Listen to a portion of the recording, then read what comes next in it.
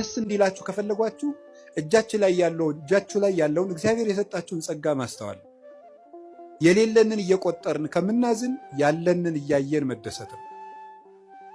ደስታ ከውጭ አይመጣም፣ ከህሊናችን ነው የሚመጣው። አንዱ የምናባክነው በጣም እያባከን ነው ያልነው ነገር አካላችን፣ አይምሯችን። እሱም በሌላ ጊዜ ትማሩታላችሁ። እንዴት አድርገን እግዚአብሔር የሰጠንን አካል እያባከን ነው እንደሆነ ትማሩታላችሁ። እኔ ግን ዛሬ መናገር የፈለግኩት ስለ ጊዜ ነው። እግዚአብሔር ጊዜ ሰጥቶናል። ጊዜ በእግዚአብሔር ዘንድ ምንድን ነው? ጊዜ ፍጡር ነው፣ እንደምታውቁት መለኪያ ነው። እግዚአብሔር ያለ ጊዜ ነው የኖረው። ዘመን ሳይፈጠር እግዚአብሔር ነበረ። ጊዜ ፍጡር ነው።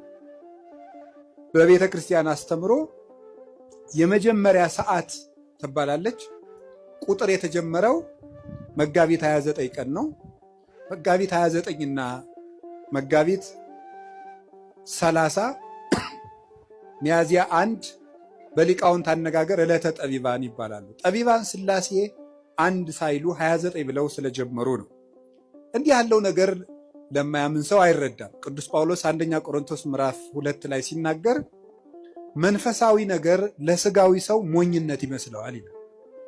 በስጋዊ አይን አይመረመርምና ለብእሲሰ መንፈሳዊ ሁሉ ይተሐሰሶ፣ መንፈሳዊ ሰው ግን ሁሉን ይመረምራል። ወሎቱስ አልቦ ዘይተሐሰሶ፣ እርሱም ግን የሚመረምረው የለም ይላል። እና ስጋዊ ነገር ያለው ሰው አንድ ሳይባል 29 የማይመስል ነገር ነው ይላል። ሃይማኖት ምንጊዜም ለስጋ የማይመስል ነገር ነው። የምናወጋው የመንፈስ ነገር ስለሆነ የመንፈስ ነገር በስጋ ነገር ሊለካ አይቻልም። መቼስ አሁን ነፋስን በሜትር አንለካው። ለሁሉም ነገር መለኪያ አለው። ውሃን በኪሎ ሜትር አንለካው።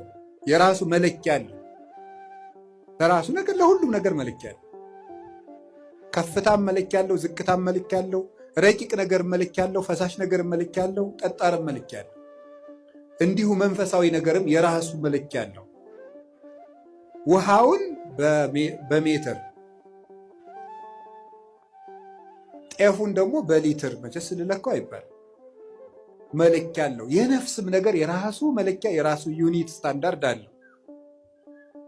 ስለዚህ የነፍስን ነገር የምንረዳው እግዚአብሔርን በመፍራት ነው።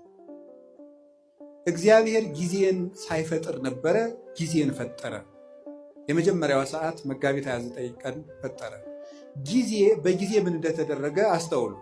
በጊዜ ከተደረጉ ነገሮች አንዱ እግዚአብሔር በጊዜ